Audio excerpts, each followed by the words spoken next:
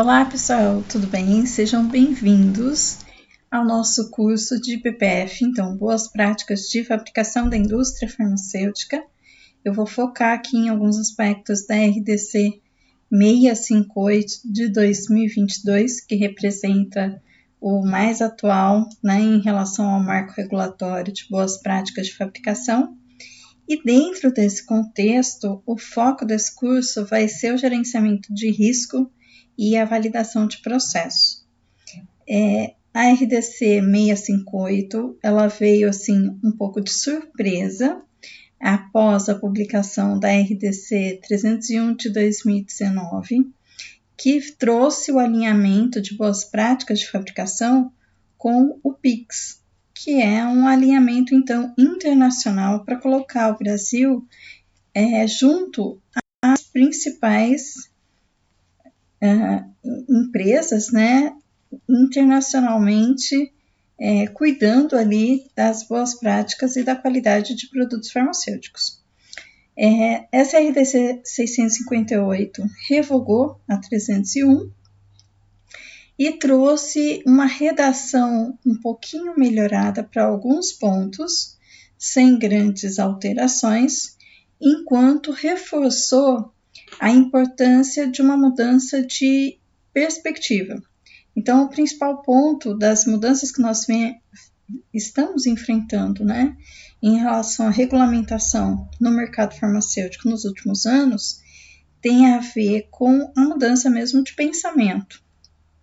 Aquela história da receita de bolo pronta, de ter então um passo a passo para validação de processo, para sistemas de qualidade, isso acabou. E realmente o que vem se tornando cada vez mais importante é tratar os processos, os produtos, a qualidade, de forma bem pontual e bem específica, principalmente pautado nos conceitos de gerenciamento de risco e de ciclo de vida. Então, esse é o principal ponto que tem aí de novidade, né, nas regulamentações, e é isso que o nosso curso vai focar. Além disso, a validação de processo, porque justamente ela traz essa visão do novo e sai da receitinha pronta para ser construída passo a passo, na verdade, para cada produto em relação ao que ele traz, né, de principais pontos de atenção que estão relacionados com a gestão do risco e trata o processo como um todo dentro de um panorama de melhoria contínua e focando no ciclo de vida. Bom, essa primeira aula, na verdade, é uma introdução a todos esses aspectos e o principal objetivo, então, dessa primeira aula é trazer os pontos relacionados com a 658, que são aí pontos chaves, né, importantes, de destaque, a diferença, a comparação em relação a 301. O mercado farmacêutico não esperava que houvesse a publicação de uma nova BPF tão rapidamente, né? Ainda estávamos nos ajustando a 301 de 2019, mas na verdade ela só reforçou alguns aspectos mais importantes, trouxe algumas redações melhoradas, uma gramática melhorada e mantém a linha de raciocínio, mantém a linha de evolução que a 301 despertou. Então, o que eu vou fazer nessa introdução é focalizar os aspectos mais diferenciados da 658, vou falar um pouquinho o que foi revogado, o que está vigente com essa nova publicação. E aí, na aula número 1, propriamente, a gente vai destacar a característica do alinhamento com o PIX, porque isso sim foi, né, um ponto aí chave nas mudanças em relação ao foco do sistema de qualidade que se espera para as indústrias farmacêuticas aqui do Brasil, em alinhamento, né, com o que tem aí nas principais indústrias a nível internacional, tá bom?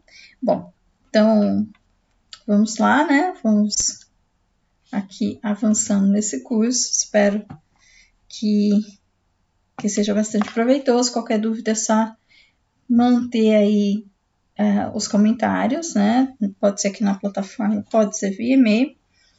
Para quem não me conhece, então falando um pouquinho, né, a respeito aí da minha pessoa, então eu sou a Gláucia Maria Ferreira Pinto, eu tenho aí uma graduação em Química, fiz mestrado e doutorado na área de processos de separação, principalmente nas áreas de cromatografia, desenvolvimento e validação de métodos, e também tenho um pós-doc na área de engenharia química, também em processos de separação. Toda a minha formação foi na Unicamp, né, na Universidade então, Estadual de Campinas. Eu tenho também uma especialização que não foi concluída aí em Química Medicinal, né, pretendo concluí-la.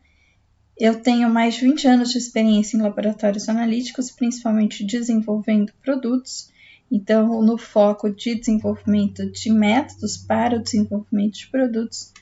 Também atuei na indústria no controle de qualidade e hoje tenho, né, a missão de trazer o conhecimento dentro da perspectiva da Cronval Lab, que é uma empresa focada em cursos em treinamento e também que presta consultoria na área de desenvolvimento e validação de métodos. Além desse lado da indústria farmacêutica, principalmente, né? Eu também tenho o lado acadêmico e sou coordenadora de um curso de graduação em Química na universidade, no Centro Universitário aqui de Paulínia, e tenho um curso no Racine, né, que é um curso de desenvolvimento e validação de métodos também. Bom, a Cronval Lab está nas redes sociais. Sigam, né, a Cronval Lab, tem muito conteúdo gratuito no YouTube, tem vídeos a respeito de validação, a respeito de processamento de dados, a respeito aí da parte de HPLC, de CG. No Instagram, diariamente, eu publico conteúdos, no LinkedIn também, e temos uma página no Facebook. Nossas principais vias de contato são e-mail, né? Então, cronvalab@gmail.com. Temos o WhatsApp e a página para que vocês conheçam outros cursos que está aqui. Bom, agora sim, vamos falar então do nosso curso de hoje, que é esse de PPF, voltado principalmente para a discussão de gerenciamento de risco e validação de processo. Então, entre os objetivos desse curso, a gente vai discutir as mudanças em boas práticas de fabricação, trazidas, na verdade, pela RDC 658, mas que foram continuidade do avanço que a 301 de 2019 representou. Esse avanço, principalmente relacionado ao alinhamento com o PIX e com as normas internacionais. E aí a gente vai destacar aqui o resumo entre as principais diferenças da RDC 17 de 2010. Aí sim, a diferença é bastante significativa. A gente vai focar em análise e gerenciamento de risco, suas ferramentas, né? Só que não basta só usar uma ferramenta de análise de risco. A gente precisa, na verdade, atuar na prevenção do risco, na melhoria contínua, na visão, né, da identificação do perfil do comportamento aí, das alterações, das mudanças prospectivas, e eu vou destacar isso daí. Também vou destacar alguns conceitos gerais que vieram com a RDC nova, né, e as instruções normativas que estão envolvidas. A gente vai discutir e focar aí também na calibração e qualificação de equipamentos, que no primeiro momento estava descrito na IN 47 de 2019, mas que foi também revogada agora pela IN 138 de 2022.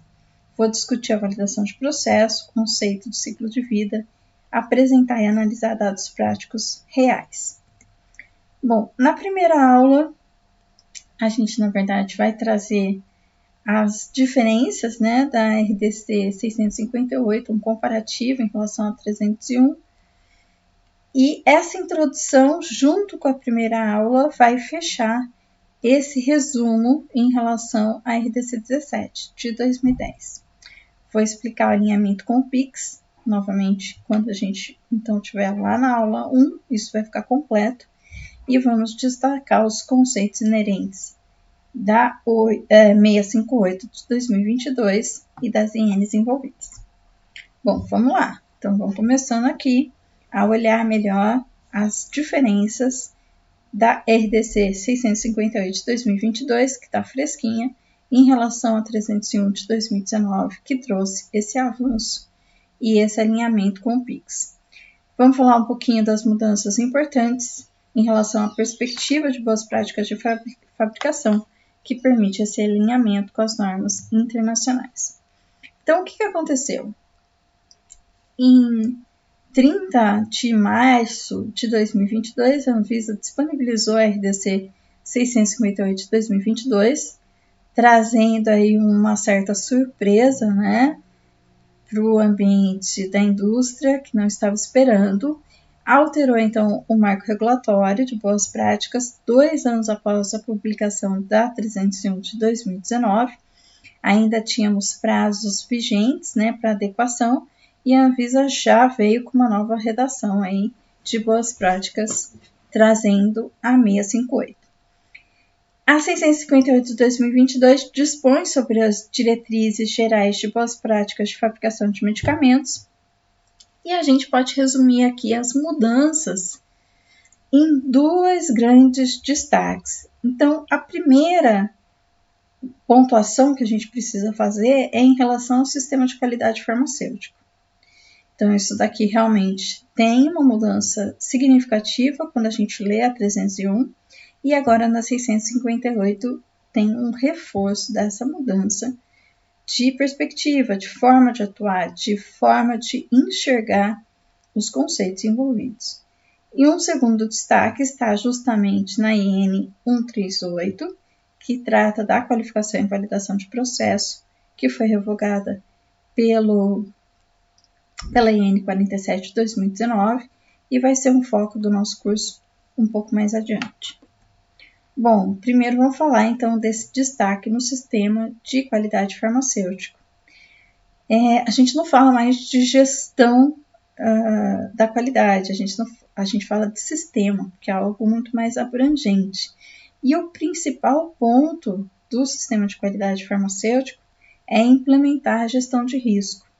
Isso já vem sendo trazido por normas do ICH e agora se tornou algo bastante palpável na redação das boas práticas de fabricação, aqui na nossa realidade.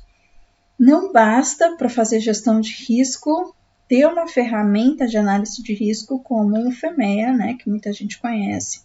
A gente precisa atrelar uma análise de risco com um sistema de ação preventiva e corretiva, que é um CAPA, e assim, então, a gente vai poder atuar realmente no que seria a gestão do risco, que envolve um conhecimento mais profundo dos modos de falhas para verificação dos riscos e, principalmente, ação na mitigação dos mesmos. Então, a diferença significativa em análise de risco e gestão de risco é que a análise de risco é uma coisa um pouco mais sistematizada, engessada, né? Que é usar uma ferramenta para executar uma ação pontual, enquanto a gestão de risco é algo muito mais abrangente e aprofundado, que envolve não só conhecer os pontos críticos, mas também prever o como agir preventivamente para que aquele risco não venha a causar impactos e fazer o processo de melhoria contínua de forma real, né? Então, trabalhar para eliminar esse risco ou se antepor ao risco para que o processo possa ter um maior resultado em relação à qualidade que se espera, ok? Quando a gente atrela a gestão de risco, o CAPA, né? Então aqui ações preventivas e ações corretivas com a melhoria contínua, a gente realmente consegue enxergar um sistema de qualidade sólido, né?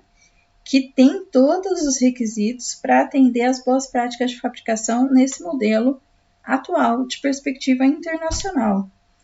As principais palavras-chave que estão envolvendo esses conceitos, eu tentei colocar aqui. Então, prever, né? Então, se antepor ao problema, trabalhar na causa raiz, trabalhar nos desvios para minimizar a chance de ter, na verdade, desvios de qualidade, né? Então, aqui o desvio ele tem que ser previsto antes dele acontecer e tem que ser eliminado.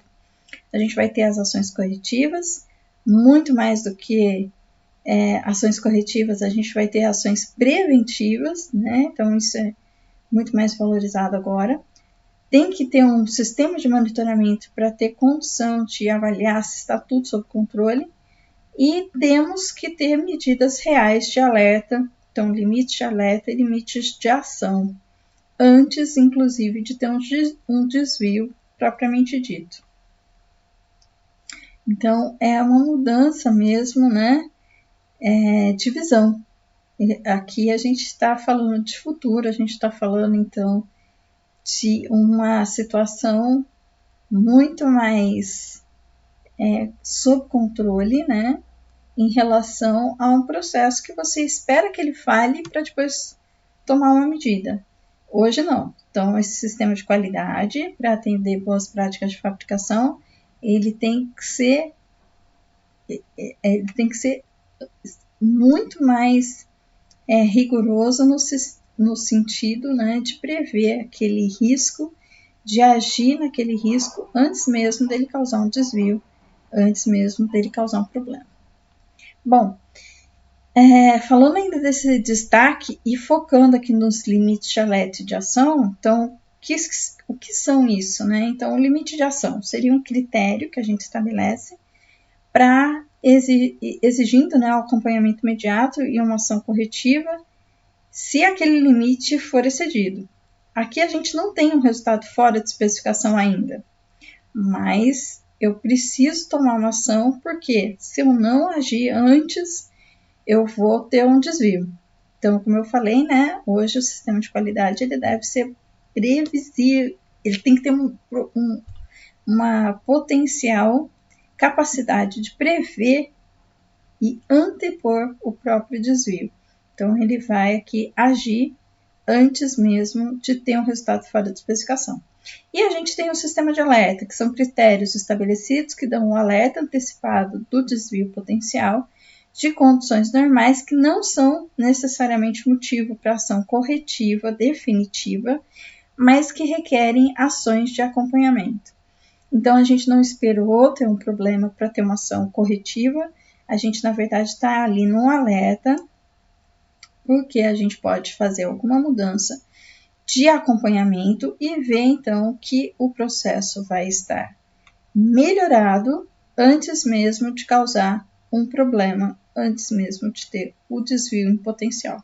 Então, é importante destacar que o objetivo que se espera, né, com a publicação da 658, é a melhoria contínua de processos e de sistemas, principalmente, então, nessa perspectiva de se prever que aquele problema vai acontecer e agir antes daquele problema.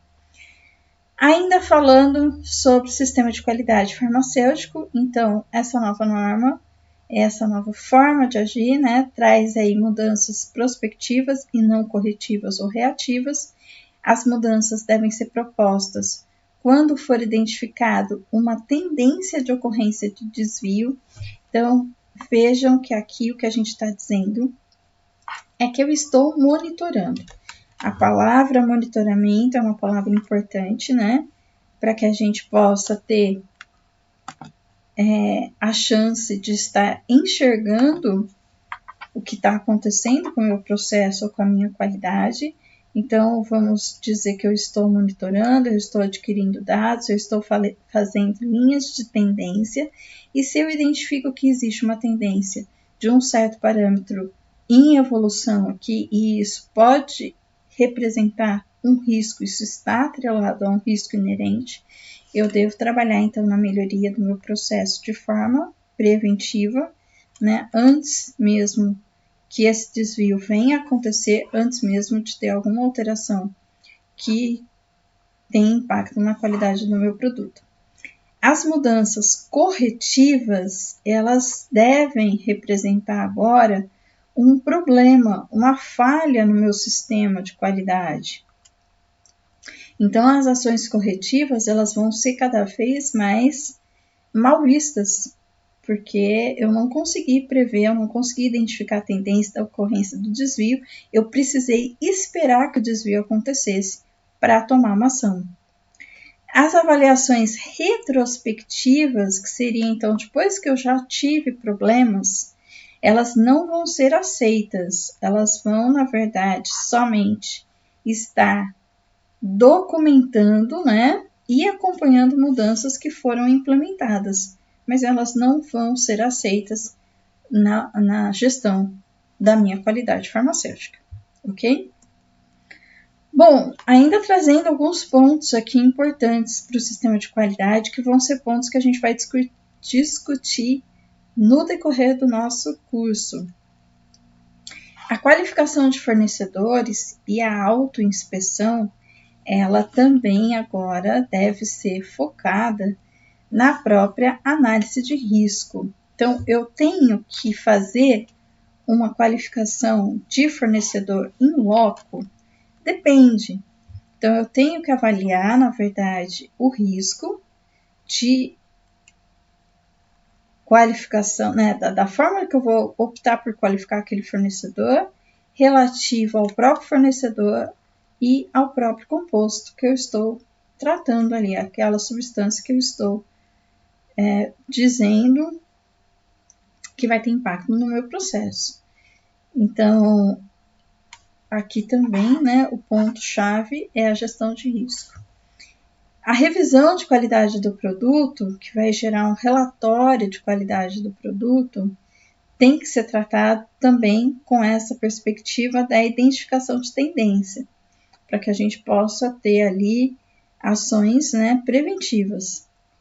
A amostragem estatística, ela vem para consolidar a visão de que não tem mais aquela história de trabalhar com a raiz de N mais 1. Não tem mais como a gente trabalhar com uma amostragem de mesma forma para produtos diferentes, para substâncias diferentes, para casos diferentes. Cada caso é um caso. Então, eu vou ter que ter planos individuais que são focados em dados estatísticos e vou seguir normas com a própria ABNT NBR 5426 de 85 e a 5429 de 85, ou então eu vou seguir aqui testes estatísticos particulares.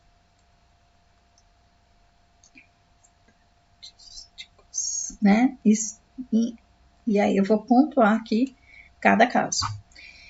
E um quarto, né, ponto aqui diverso que merece destaque é o controle estatístico multivariado de processo. Se já era difícil trabalhar com o CEP, né, controle estatístico de processo, imagine agora trabalhar então com o controle estatístico multivariado de processo, que precisa envolver os atributos críticos de qualidade, que devem ser avaliados em conjunto.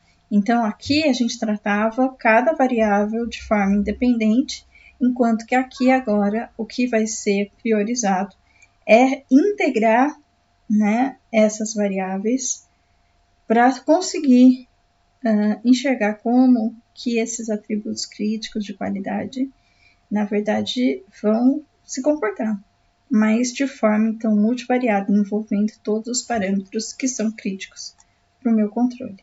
Tá bom? Então, isso aqui a gente vai destacando aí no decorrer do curso. Bom, em relação aos prazos, como que ficamos? Foi bastante também desanimador, né, por um lado, porque a RDC foi nova, né, publicada aqui, nova, mas muitos prazos se mantiveram iguais ao que já vinha sido descrito na 301. Então, aqui, conceito de ciclo de vida de medicamento, Quality by Design, né? Então, trabalhando em cima de Quality by Design, que também vai ser um ponto que a gente vai destacar, que já estava descrito, né, no ICH há um tempinho. A questão do ciclo de vida também, então tudo isso aqui manteve prazos anteriores de adequação, que eram de 2020. A verificação continuada de processo na fase 3 também manteve o prazo. Gerenciamento de risco manteve 2020. Qualificação de fornecedores de matéria-prima também foi mantida. LIPS também foi mantido aqui prazos anteriores, incluindo aqui 100% em 2023. E o único ponto que teve uma extensão em relação ao prazo foi o controle online para aquisição e qualificação, que agora tem uma extensão até 2024. E aqui, na verdade, alguns outros prazos um pouco mais apertados, né? E só a qualificação de instalação de operação indo até 2023, ok? Então, mudanças significativas e mudanças imediatas. Por isso, né, o desafio maior ainda. Aqui eu coloquei a listinha, né, do que foi revogado e o que está vigente. Então, agora, nosso ponto de boas práticas de fabricação tem que seguir a 658 de 2022, que dispõe sobre as diretrizes gerais de boas práticas de fabricação de medicamentos, e revoga artigo 379, a resolução 301, a resolução 388, a 580 e a vigência já é imediata, então, da 658. Aqui a IN 127, que dispõe de boas práticas relativas a medicamentos biológicos, revogou, então, a IN 36, a 128, que trata de medicamentos, então, radiofármacos, né, boas práticas para radiofármacos, revoga aqui o artigo 72 na IN 37, a IN 129, que trata de gases, substâncias ativas e gases medicinais, revoga então a IN 38 e a IN 99, né? Também de vigência imediata. A IN 130, que trata de BPF para fitoterápicos, revoga a IN 37. A IN 131, que trata de fabricação aí, de boas práticas de fabricação e complementa a atividade de amostragem e embalagem, revoga então a IN 40. A 132, para medicamentos líquidos, cremes ou pomadas, revoga a IN 41. A 133, que trata aqui de boas práticas para medicamentos aerossóis pressurizados dosimetrados para inalação, revoga a IN 42. A 137, que trata de BPF e complementa aí os sistemas computadorizados, né? Revoga a IN 43.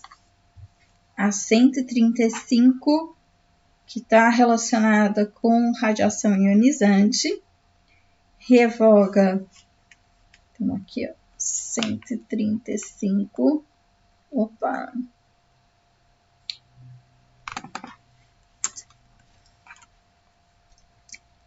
o ponteiro sumiu, né? Então, a 135 revoga a IN 44, vou colocar a canetinha de novo aqui. A IN 136, que trata de medicamentos experimentais, revoga a IN 45. A 137 para homoderivados, revoga a IN 46. Chegamos aqui num ponto importantíssimo, né, que vai ser um destaque também do nosso curso, que é a IN 138, que vem aqui dar algumas características diferenciadas para qualificação e validação de processo e revoga a IN 47, que era uma IN de destaque, né, na 301. Então, aqui boas práticas de fabricação complementares às atividades de qualificação e validação.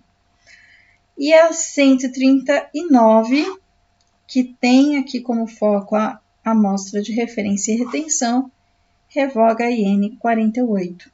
Tudo, então, de implementação imediata aqui em maio de 2022, ok? Bom, aqui nessa tabelinha eu coloquei ainda alguns comparativos da redação da RDC 301 em relação a 658. Algumas mudanças que podem não parecer tão importantes numa primeira leitura, mas que na verdade trazem uma melhoria gramatical e de compreensão. Então aqui tem a descritiva de lote, isso foi melhorado com a redação aqui na 658. Aqui a gente tem a definição para não conformidade, que também foi melhorada. Essas melhorias de redação ficaram mais fáceis, né, de compreensão, mais fácil. Aqui a gente tem a redação de definição de registro, também melhorada.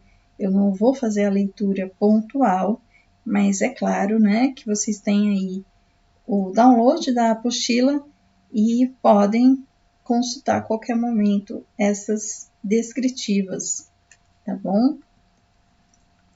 Aqui a gente tem também definição, né, em relação a pontos específicos que são tratados em alguns artigos em particular. Aqui foram excluídos alguns itens a nível aqui, no caso de análise de causa raiz. Aqui a gente também tem alguma melhoria para autoinspeção e auditoria de qualidade.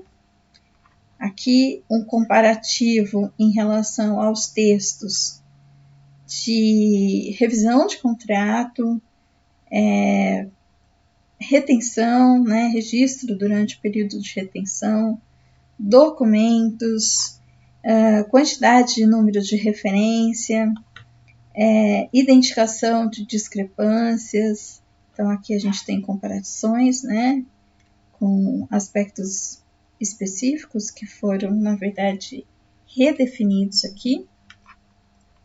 Produtos devolvidos no artigo 227 da 301, agora em comparação com o mesmo artigo aqui da 658. Aqui no artigo 657, a gente tem aqui uma definição para laboratório, né, em relação ao método analítico. Aqui um teste que deve ser feito durante a transferência do método validado para o laboratório onde ele vai ser implementado em relação à adequação desse método. Aqui a gente tem também prazos, né, relacionados aos requisitos que estão descritos, e aqui esses prazos reforçados. Aqui a gente tem pontos específicos, né, de integração do sistema de qualidade com o gerenciamento de risco. Isso está sendo reforçado no artigo 370 da 658, né, e com um prazo aqui também estabelecido. Esse prazo anterior era de 6 meses em relação à vigência, esse prazo foi aqui mantido, né, e aqui pontuado para 2022 em relação ao cumprimento, né. Então, 2021, 30%, 60% até 2022, 7 de outubro, e 100% até 7 de outubro de 2023, para atender na íntegra aqui esses itens de integração do sistema de qualidade com a gestão de risco. Aqui no artigo 515, a gente tem o comparativo também do que estava previsto na 301 em relação a 658. Então, aqui a gente também tem a elaboração de requisitos de usuário para qualificação para validação de sistemas computadorizados, né? E aqui os prazos que foram definidos. Aqui a resolução citada agora, né? Que era anterior aqui de 2008 e agora a 580 de 2021. E o comparativo aqui do artigo 380 em relação ao prazo para entrar em vigor a 658. Então, a 658 já está em vigor desde maio de 2022. Estamos em junho, quando eu estou gravando aqui essa aula de introdução. E os nossos desafios, então, já estão aí prontos, né, para que a gente possa se adequar e para que a gente possa antever os problemas, tá bom? Então, era isso que eu tinha aqui para essa primeira aula, que na verdade foi uma introdução, e agora sim a gente vai vendo aí nos próximos itens a discussão dos principais pontos de alinhamento com o PIX, para depois a gente trazer uma aula mais estruturada, né, com uma visão prática, e parte estatística também com visão prática, gestão de risco, falando um pouquinho primeiro de ferramentas e depois da parte de validação de processo e qualificação, tá bom? Abraços e até a próxima aula.